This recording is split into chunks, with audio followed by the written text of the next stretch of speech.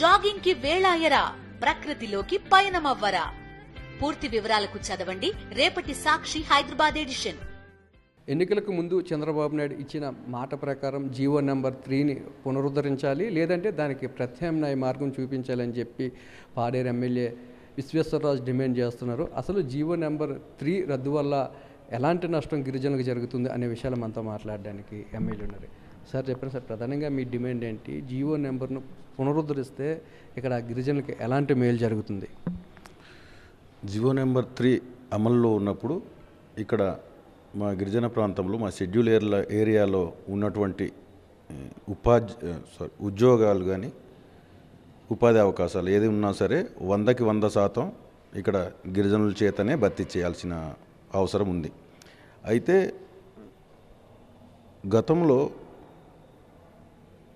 YSR Congress party హయాంలో అధికారంలో ఉన్న సమయంలో సుప్రీంకోర్టు ఈ జీవోని రద్దు చేసింది.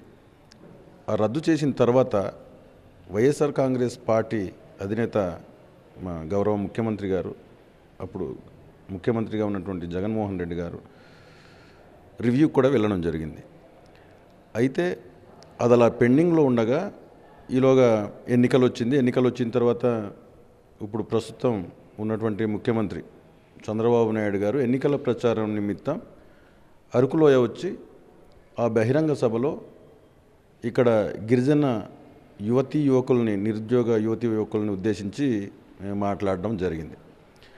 ఆయన మాటల్లో మీకు జీవో నెంబర్ 3 పునరుద్ధరిస్తాం, లేదంటే ప్రత్యామ్నాయ జీవో తీసుకొచ్చి మీకు అందరికి కూడా మేలు చేస్తామని చెప్పేసి ఆ బహిరంగ సభలో చెప్పడం జరిగింది. అయితే చంద్రబాబు నాయుడు గారు ఇచ్చిన మాట నిలబెట్టుకోవాలంటే ఖచ్చితంగా జీవో నెంబర్ 3ని పునరుద్ధరించాలి, లేదంటే ప్రత్యామ్నాయ జీవో అయినా తీసుకురావాలి. కానీ ఇటీవల మేము మెగా డిఎస్సి తీస్తాం, స్పెషల్ డిఎస్సి తీస్తామని చెప్పినటువంటి చంద్రబాబు నాయుడు గారు ముందుగా ఈ జీవో నెంబర్ 3 గురించి ఆలోచించాల్సిన అవసరం ఉంది. అది ఎందుకంటే ఇప్పుడు జీవో నెంబర్ 3 ఈ రద్దు కారణంగా ఇక్కడ ఉన్నటువంటి నిరుద్యోగ యువతీ యువకులందరూ కూడా ఉపాధి కోల్పోతున్నారు. ఇప్పుడు ఈ జీవో నెంబర్ 3 రద్దు కారణంగా కేవలం 6% మాత్రమే ఈరోజు ఉద్యోగాలు ఈరోజు లభిస్తుంది. అదే జీవో నెంబర్ 3ని ప్రత్యామ్నాయ జీవో తీసుకొచ్చినా సరే 100కి 100% ఉద్యోగాలంతా కూడా ఇక్కడ ఉన్నటువంటి గిరిజనులకే దక్కే అవకాశం ఉంది. కాబట్టి చంద్రబాబు నాయుడు గారు ఇచ్చిన మాట ఖచ్చితంగా నిలబెట్టుకోవాలి. ఈరోజు మాకున్నటువంటి అవకాశాలు ఏదైతే ఇప్పుడు జీవో నెంబర్ 3 ద్వారా సుప్రీంకోర్టు రద్దు చేయడం ద్వారా మేము కోల్పోయామో, ప్రతి ఒక్కరు కూడా ఈ జీవో నెంబర్ 3ని ఏ రకంగా పునరుద్ధరిస్తారని చెప్పేసి వెయిట్ చేస్తున్నారు. చంద్రబాబు నాయుడు గారు ఏం చేస్తారని చెప్పేసి.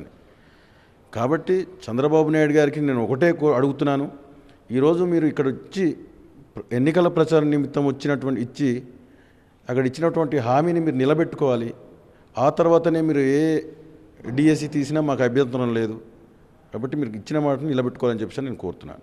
ఒకవేళ చంద్రబాబు నాయుడు కానీ ఈ జీవో నెంబర్ 3ని పునరుద్ధరించకపోతే భవిష్యత్తు కార్యాచరణ ఏ విధంగా ఉండబోతుంది? జీవో నెంబర్ 3ని పునరుద్ధరించకపోతే ఆయన గిరిజన నిరుద్యోగ యువతీ యువకుల తరపున ఒక ద్రోహిగా మిగిలిపోతారు ఈరోజు. ఎందుకంటే ఇంతమంది ముందు మాట ఇచ్చారు. మేము వైఎస్ఆర్ కాంగ్రెస్ పార్టీ అధికారంలో ఉన్నప్పుడు మేము చేయాల్సిన ప్రయత్నం మేమంతా కూడా చేసాం.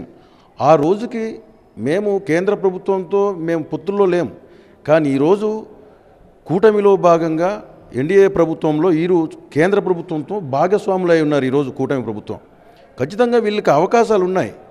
ఈ అవకాశాలని ఖచ్చితంగా వినియోగించుకొని ఇక్కడ గిరిజన యువతీ యువకులకి ఖచ్చితంగా మేలు చేసే అవకాశం అయితే ఉంది. లేని ఎడల ఖచ్చితంగా జీవో నెంబర్ 3 కోసం నేను ఎంతటి పోరాటానికైనా సరే ఇక్కడ ఉన్నటువంటి గిరిజనులందరూ కూడా సిద్ధంగా ఉన్నామని చెప్పేసి కూడా ఈ సందర్భంగా తెలియజేస్తున్నాను. జీవో నెంబర్ 3ని సుప్రీంకోర్టు రద్దు చేయడం వల్ల గిరిజన విద్యార్థులు తీవ్రంగా నష్టపోతున్నారని, ఎన్నికలకు ముందు చంద్రబాబు నాయుడు ఏదైతే ఒక మాట ఇచ్చారో జీవో నెంబర్ 3ని పునరుద్ధరిస్తానని ఆ మాట నిలబెట్టుకోవాలని డిమాండ్ చేస్తున్నారు. లేదంటే గిరిజనులతో కలిపి పెద్ద ఎత్తున పోరాటం చేయడానికి తాము సిద్ధంగా ఉన్నామని, చంద్రబాబు నాయుడు మాటను నిలబెట్టుకోలేనట్లయితే గిరిజన ద్రోహిగా మిగిలిపోతారని చెప్పి ఎమ్మెల్యే హెచ్చరిస్తున్నారు. కెమెరామెన్ శంకర్తో నాయుడు, పాడేరు నుంచి.